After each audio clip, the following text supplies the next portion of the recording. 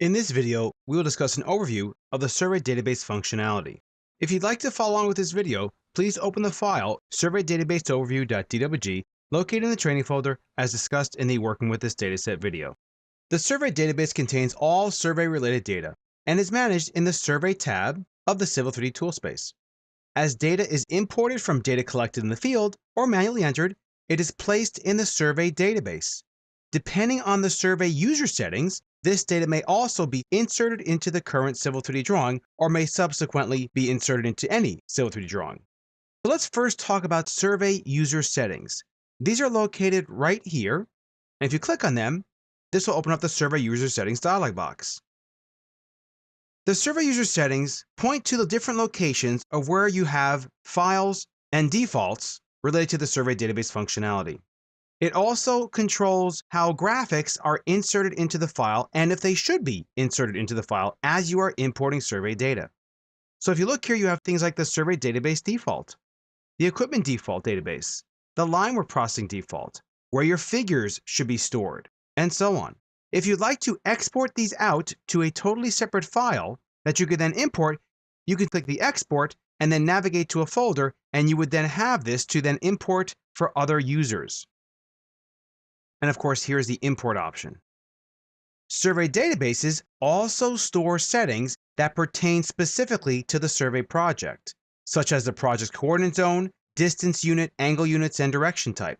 The coordinate zones use the same coordinate zones as defined by Map3D.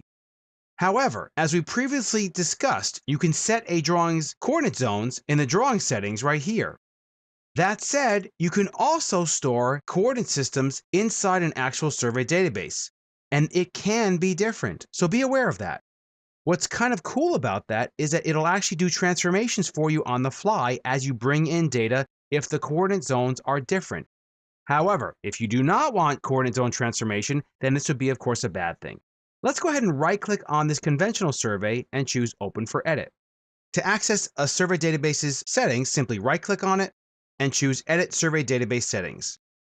Notice how we can define the coordinate zone right here, as well as some of the other default settings as far as how things are measured.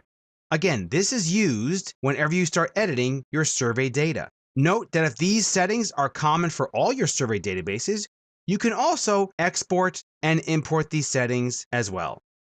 Let's talk about the drawing interaction between survey databases. Let's go ahead and bring in this entire day's worth of conventional survey by simply right-clicking on it and choosing Insert into Drawing.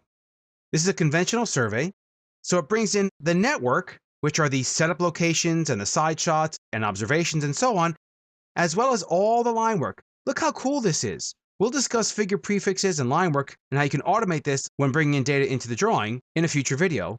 But again, you can automate many different things by simply having your settings properly set.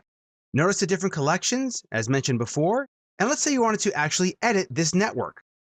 So to edit a setup, simply select the Setups category, right-click, and choose Edit Observations. In the panorama window, this will automatically show you your different observations, which is really cool. You can actually click on them, and the drawing will interact with you and show you which setup and observation you are editing. Yes, you can actually go in here and edit all of the different things, such as angle distance, vertical distance, the descriptions, and so on, if it's something you need to do.